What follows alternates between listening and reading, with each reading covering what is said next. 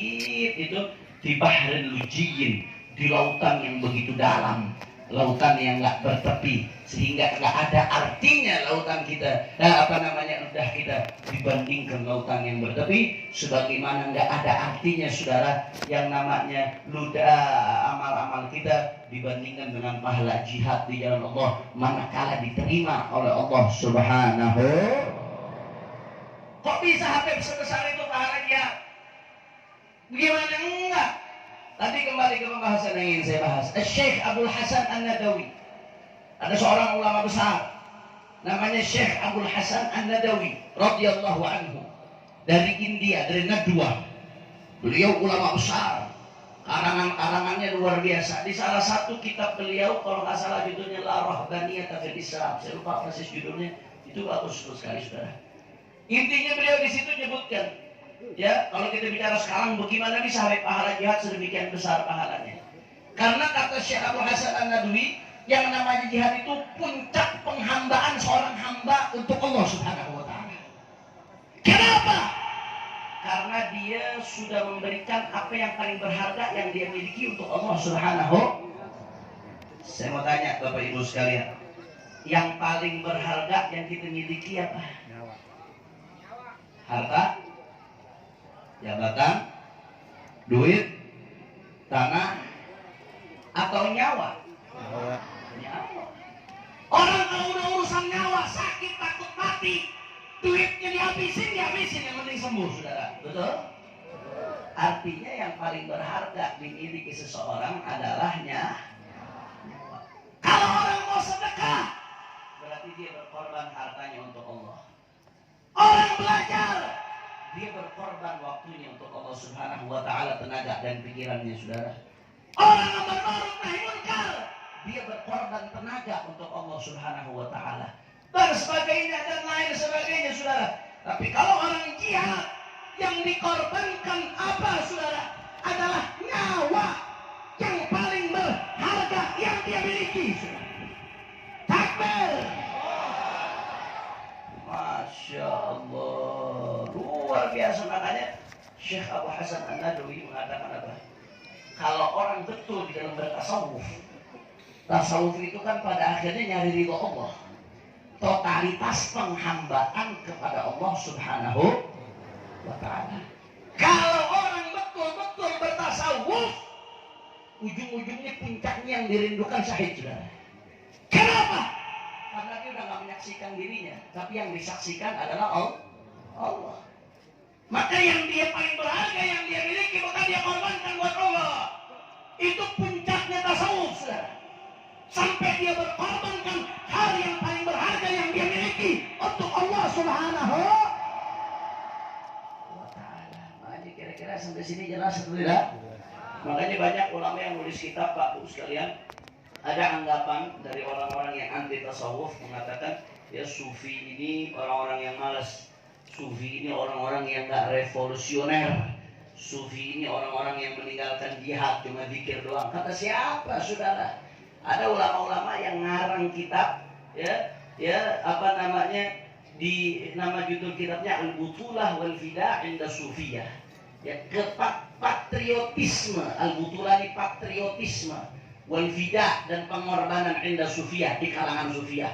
Di situ disebutin tuh bagaimana sepanjang sejarah itu perjuangan ulama-ulama yang jihad fisabilillah, membela Islam di berbagai negara. Ternyata mereka mayoritas dari kalangan Sufiyah, saudara. Dari kalangan ahli fikih, dari kalangan ahli thariqah. Saya nggak usah jauh-jauh, saya kasih contoh di Indonesia saja, saudara. Kalau kita lihat pejuang-pejuang yang dulu berjihad di jalan Allah Subhanahu wa ta'ala, melawan penjajah, itu rata-rata Sufiyah ahli tasawuf. Kenapa? Karena puncak dari tasawuf mereka adalah pengen ketemu Allah Subhanahu. Itu puncaknya tasawuf. Jadi bukan orang semakin tasawuf semakin doyan duit, semakin tasawuf semakin takut mati, semakin tasawuf semakin gila penghormatan, semakin tasawuf semakin gila cium tangan. Ada yang nggak benar dengan tasawufnya, saudara. Ada yang nggak benar dengan zikirnya. Semakin bertasawuf, semakin rindu seseorang dengan Allah Subhanahu, semakin rindu dengan Allah, maka semakin berkorban dia untuk Allah Subhanahu. berjuang di Indonesia, yang memerdekakan bangsa Indonesia rata-rata dari kaum sufi, ahli zikir, ahli thariqah. Silahkan Anda lihat bagaimana Imam Bonjol dengan imamahnya, dengan sorbannya, dengan jubahnya yang merupakan pakaian khas kaum tasawuf. Silahkan lihat bagaimana Pangeran Diponegoro dengan imamahnya, dengan jubahnya, dengan sorbannya yang merupakan pakaian khas daripada ulama tasawuf, saudara. Silakan lihat bagaimana Hadratus Syekh Kiai Haji Hasyim Asy'ari, seorang sufi, ahli tasawuf, ahli thariqah, mencetuskan resolusi jihad. Dari mana itu lahir? Dari pengorbanan jiwa untuk Allah Subhanahu. Kira-kira sampai sini jelas? Paham? Insya Allah. Makanya luar biasa. Kenapa di sini jihad pahalanya begitu besar? Karena seorang hamba mengorbankan yang paling berharga yang dia miliki untuk Allah Subhanahu. Semakin besar pengorbanan, semakin besar pahala dari Allah Subhanahu wa ta'ala. Selanjutnya, tapi ada lanjutannya di sini. Wa ma jami'u a'malil birri wal jihad fi sabilillah 'inda al-amri bil ma'ruf wa nahyi 'anil munkar illa kanafsatin fi bahril lujji. Ya, tapi tadi kan amal soleh kita nih, kata Sahibul Ihya, amal soleh kita kalau dibandingkan dengan jihad fisabilillah bagaikan meludah di lautan yang luas, nggak ada artinya.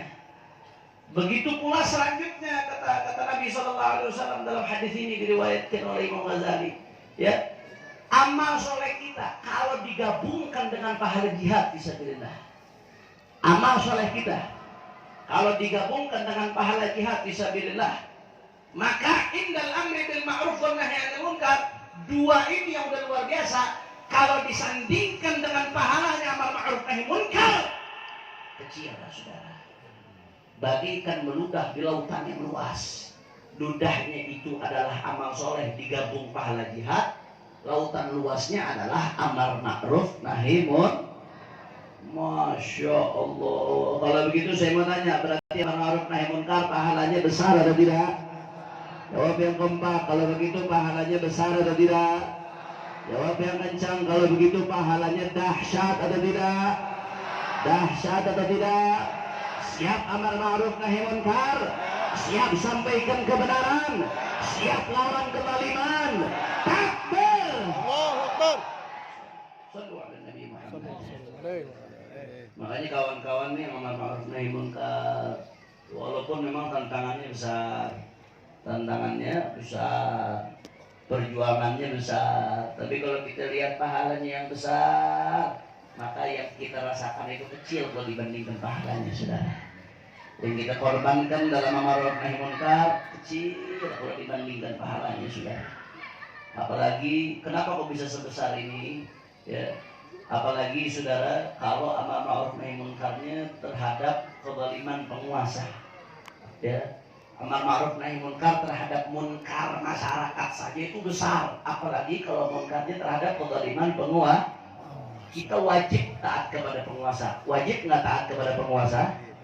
Jawab yang kompak. Taat kepada ulil amri wajib atau tidak? Jawab yang kompak. Wajib atau tidak? Wajib, sudah, selama bukan maksiat. Tapi kalau ada kemaksiatan, kezaliman, maka sikap kita di situ apa? Bukan berontak, bukan berontak, bukan makar, bukan. Kewajiban kita amar ma'ruf nahi munkar. Sampaikan mana yang benar, mana yang salah, mana yang hak, mana yang batil, saudara. Apalagi kalau dalam konteks ini, saudara, kata Nabi SAW dalam hadis, afdalul jihad kalimatu haqqin inda sultanin jair. Jadi afdalul jihad itu bagus, tapi ini afdalul jihad yang paling afdal itu apa? Kalimatu haqqin, menyampaikan kalimat kebenaran. Menyampaikan yang zalim, ini zalim, jangan melakukan kezaliman. Menyampaikan yang korupsi, ini korupsi, jangan kau korupsi nyusahin rakyat. Menyampaikan ini penistaan agama, tangkap dong, proses dong. Itu kalimat haqqin. Di mana? Indah sultanin jair, di hadapan penguasa yang zalim. Kata Nabi, itu masuk afdalul jihad, jihad yang paling afdal. Kenapa bisa jadi jihad yang paling afdal? Yang di sini dikatakan pahalanya ya luar biasa. Pahala amal soleh dibandingkan dengan jihad, kalau dibandingkan dengan pahala ini, itu seperti meludah di lautan yang luas, saudara. Luar biasa pahalanya. Kenapa bisa jadi seperti ini? Sudah, saya di dalam risalah yang saya tulis, Ithaful Ahibbah bi Ahkamil Hisbah, ya, yang merupakan bahas takharruj saya ketika kuliah di Al-Ahqaf University. Saya nulis satu kitab tentang amar ma'ruf nahi munkar, mudah-mudahan bermanfaat insyaallah. Nah, saudara, di situ kita kupas dari kitab-kitabnya para ulama. Kenapa kok Nabi mengatakan afdhalul jihad kalimatu haqqin dari Sultanul Jair? Apa sebabnya? Apa alasannya Nabi mengatakan seperti itu? Kenapa kok afdhalul jihad bukan yang di medan perang? Kenapa kok afdhalul jihad justru menyampaikan kalimat, menyampaikan kata yang hak di hadapan penguasa yang zalim?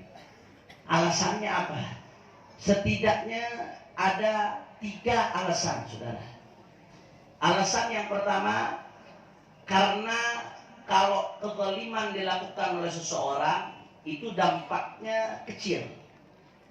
Tapi kalau kezaliman datangnya dari penguasa, saya mau tanya, dampaknya luas atau tidak? Luas. Penguasa tingkat kabupaten, ya dampaknya sekabupaten. Penguasa tingkat provinsi, ya dampaknya kalau dia zalim seprovinsi, saudara. Berapa orang seprovinsi? 10 juta, 15 juta terdampak. Penguasa tingkat nasional, ya dampaknya se-Indonesia, saudara. Makanya kata ulama, kenapa jadi paling afdal ketika kita munkar? Karena kita menyetop kemungkaran yang dampaknya luas, saudara. Sebagaimana kezaliman dilakukan penguasa dampaknya luas, berarti amar ma'ruf nahi munkar terhadap kezaliman penguasa manfaatnya luas, saudara. Kira-kira jelas atau tidak? Jelas atau tidak? Makanya saya kasih contoh nih Bapak Ibu sekalian, saya kasih contoh. Kemarin ya kami bersama GNPR di Jakarta, Gerakan Nasional Pembela Rakyat, ya, yang terdiri dari berbagai ormas, melakukan akbar, aksi bela rakyat 3 kali berturut-turut. Tuntutannya apa? Yang pertama, kita minta supaya harga BBM diturunkan. Setuju atau tidak? Ini kalau nggak setuju berarti kaya-kaya semua ini. Setuju atau tidak? Jawab yang kompak, harga BBM naik atau tidak? Naik atau tidak? Gara-gara harga BBM naik, rakyat susah atau tidak? Susah atau tidak? Saya mau tanya, berarti menaikkan harga BBM yang berdampak langsung kepada rakyat zalim atau tidak? Zalim atau tidak? Nah, ulama kumpul protes, turunkan dong harga BBM. Ini rakyat susah. Habib, tapi kan ini subsidinya menjadi beban negara. Negara menjadi berat, udah nggak mampu membiayakan subsidi untuk menurunkan harga BBM. Jadi kita naikkan terpaksa. Kalau memang negara udah nggak mampu bayar subsidi untuk menangani harga BBM, kenapa bikin ibu kota baru? Kenapa bikin ibu kota? Saya mau tanya, bikin ibu kota baru darurat atau tidak? Darurat atau tidak? Nggak darurat, nggak darurat sudah. Jakarta masih ada. Daripada bikin ibu kota baru, mendingan duitnya buat orang buat orang lapar, buat bantu betul atau betul? Betul atau betul? Berarti memaksakan menaikkan harga BBM bagi rakyat, zalim atau tidak? Andai ulama nahi munkar, turunkan harga BBM. Begitu harga BBM diturunkan, berarti manfaat nahi munkarnya luas atau tidak? Yang merasakan orang satu Indonesia. Makanya katanya ulama, kata Nabi, afdhalul jihad, jihad yang paling afdal menyampaikan kebenaran amama sultanin jair, atau dalam riwayat inda sultanin jair, di depan penguasa yang paham? Jelas? Yang kedua, kenapa kok afdhalul jihad menjadi adalah kalimat hakim dan sultanin jair? Ya, yang kedua alasannya kata ulama, saudara, karena kalau kita jihad lawan orang kafir, itu kita didukung semua orang. Semua orang Islam bakal dukung kita kalau kita jihad melawan orang kafir. Ada negara kafir nih nyerang kita misalkan apa nih, dari negara barat nyerang Indonesia, jihad kita angkat senjata, semuanya bakal dukung kita, saudara. Ulamanya dukung kita, umat Islamnya dukung kita, bahkan negaranya juga bakal dukung kita, saudara. Walaupun musuhnya berat, tapi mendapatkan dukungan semua, nggak terasa beratnya, saudara. Paham? Tapi sebaliknya, kalau yang kita lawan kezalimannya penguasa, munkarotnya penguasa, yang mau dukung sedikit, bahkan ulama ini ikut nyerang kita, kiainya ikut nyerang kita, ajengannya ikut nyerang kita, habibnya pun ada yang ikut nyerang kita, belain kezaliman penguasa. Saya mau tanya, yang mau saya begitu ayah atau loba? Ayah loba? Ayah loba? Masya Allah. Makanya kata Nabi, pantes afdhalul jihad kalimatu haqqin inda sultanin jahil. Jihad yang paling afdal menyampaikan kebenaran di depan sultanin jahil. Kenapa? Karena kita berhadapan sama saudara kita sendiri, saudara. Yang akan nentang kita saudara kita sendiri. Yang akan nentang kita sama-sama kiainya, yang akan nentang kita sama-sama habibnya.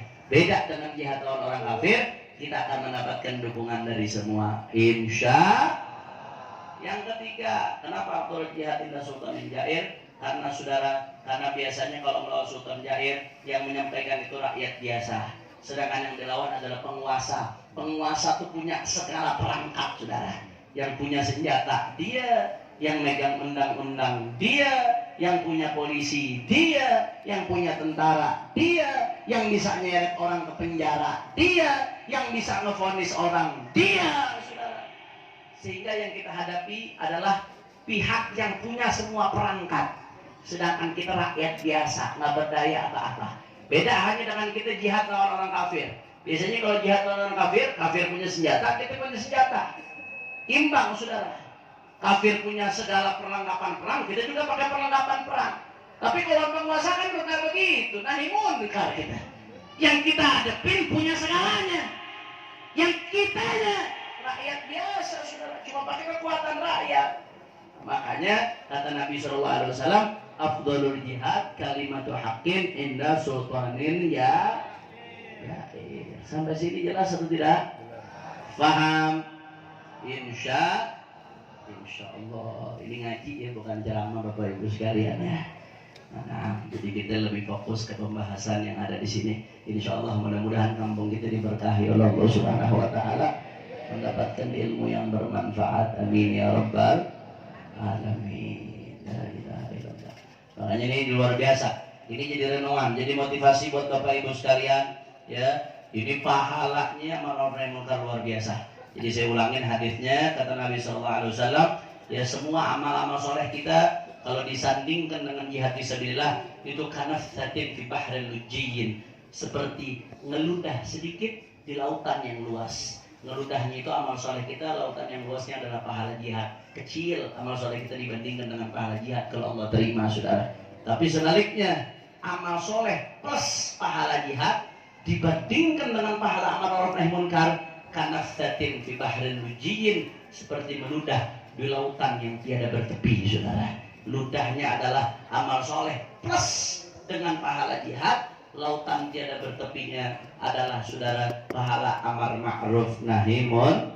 Nah, makanya ini harus jadi motivasi buat kita nih. Motivasi buat para kiai khususnya, para santri, motivasi buat para laskar, para relawan. Berat memang yang kau hadapi nahi munkar amar ma'ruf, tidak enak memang, tapi ganjarannya besar dari Allah Subhanahu. Termasuk ibu-ibu, kalau ngeliat nih ada orang tetangga kita duduk sama kita ngobrol, tahu-tahu ngomongin orang, banyak yang begitu, Bu? Banyak kah, Bu? Banyak kah, Bu? Banyak.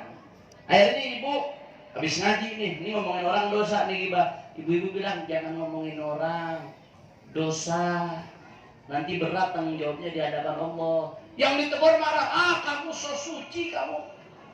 Biasanya juga kamu yang ngomongin orang, sekarang kok jadi so suci seperti ini. Itu ibu namanya ketika negor itu namanya amar ma'ruf nahi munkar.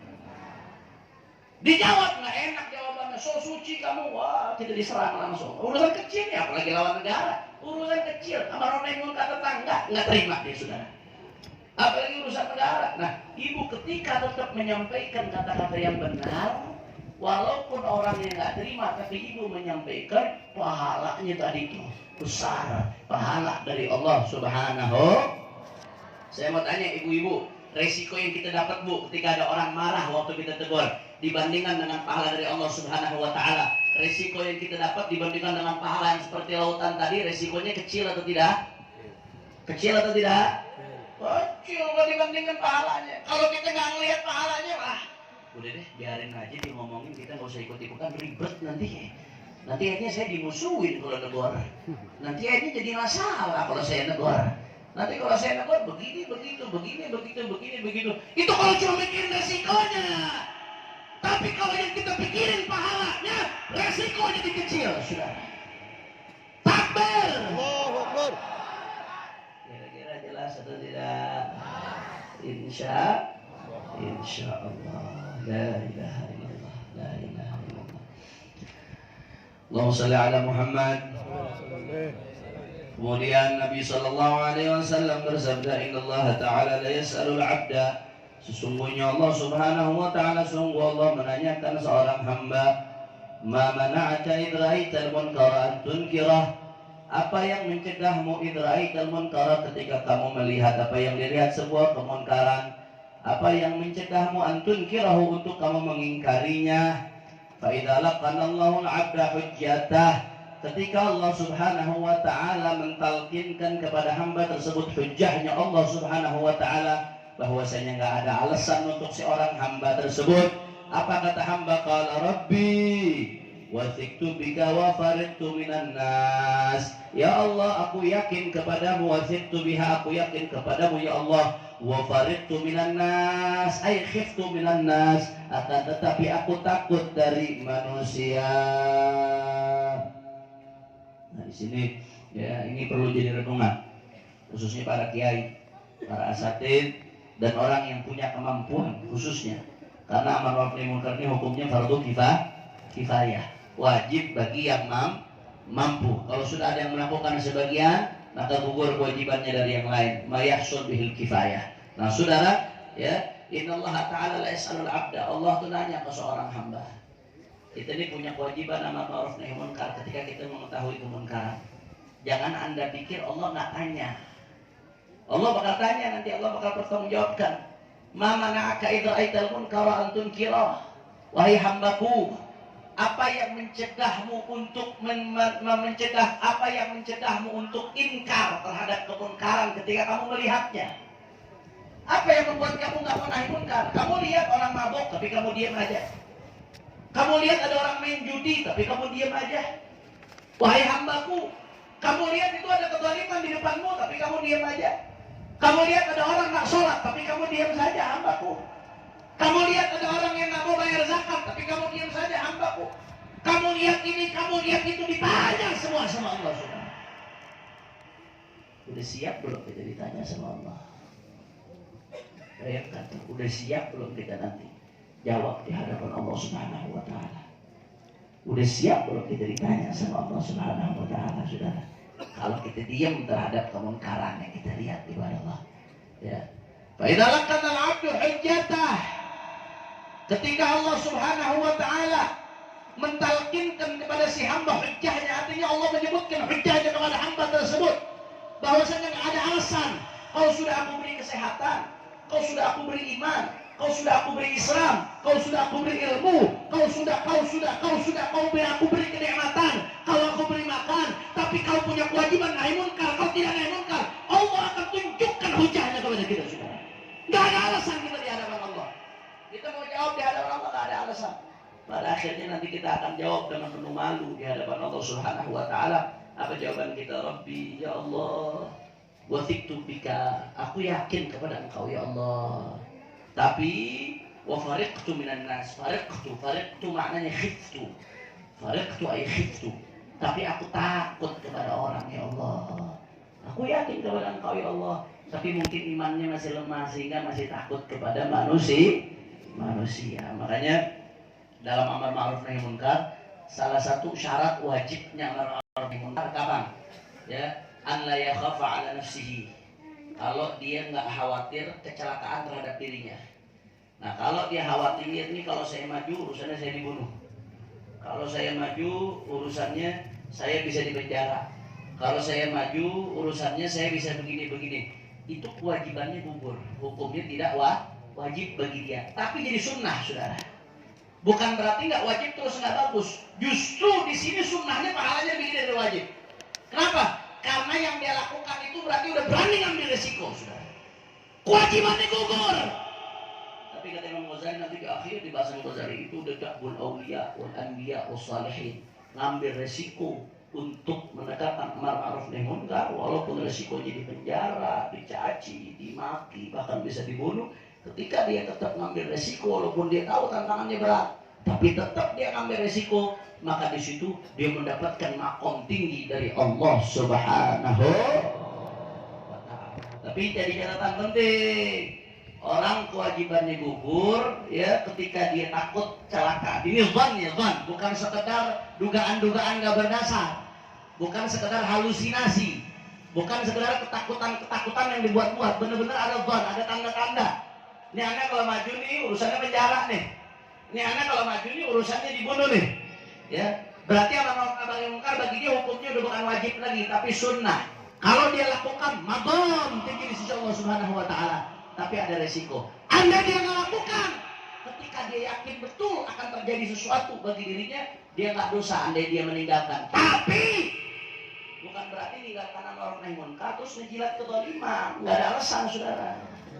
Ente tiarap karena takut bahaya, wajar, kita masih bisa maklum.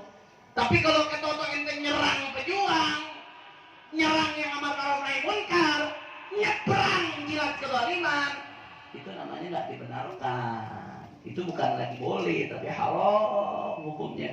Karena Allah mengatakan dalam Al-Quran, wala tarkanu ilal ladzina zalamu, jangan sampai kamu cenderung kepada orang-orang yang zalim. Kenapa? Fatamassakumun nar, kalau mereka kena neraka, kamu juga ikut neraka. Na'udzubillah min dzalik. Jadi nanti itu bertanggungjawabkan di hadapan Allah. Hati-hati. Ingat baik-baik ini, semua kemunkaran yang kita diamkan, kita akan ditanya di hadapan Allah Subhanahu wa Ta'ala. La ilaha illallah. Mudah-mudahan Allah Subhanahu wa Ta'ala masukkan kita ke surga dengan rahmatnya, tanpa hisab, tanpa iqab, tanpa adab.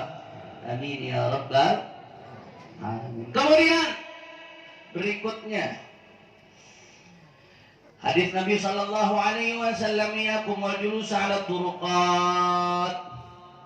Jangan sampai kamu duduk di jalan-jalan. Iyakum. Nah, iyakum ini jangan sampai kebalikannya alaika. Kebalikannya alaika. Iyaka kebalikannya alaika. Kalau alaika hendaknya kamu. Kalau iyaka atau iyakum ya tinggalkanlah. Maksudnya jangan sampai. Terjemah enaknya jangan sampai wal julus ala turuqat. Kamu duduk-duduk di jalan ya. Jalan. Jadi jangan duduk di pinggir ya jalan. Ini dari Nabi nih Bu. Ya, biasakan, jangan biasakan duduk-duduk di pinggir ya atau di jalan-jalan orang. Jalan tempat orang lewat itu hakul ammah, hak umum. Jangan ente kuasain sendiri. Ini dilarang oleh Nabi Shallallahu Alaihi Wasallam. Jangan kamu duduk di jalan-jalanan, jangan. Ya, cuman bagaimana Habib kadang-kadang nggak bisa dihindari, mau nggak mau duduk di jalan. Contoh kayak sekarang kita beli akbar. Kalau dibikin di dalam nggak muat, Habib sempit, panas. Nah kita bikin di jalan, bagaimana?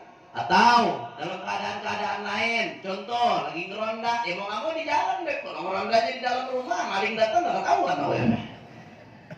Atau dan lain sebagainya. Atau ada keadaan tertentu, sahabat bilang, "Qalu ma lana buddun, inna ma hiya majalisun natahaddatsu fiha." Ya Rasulullah,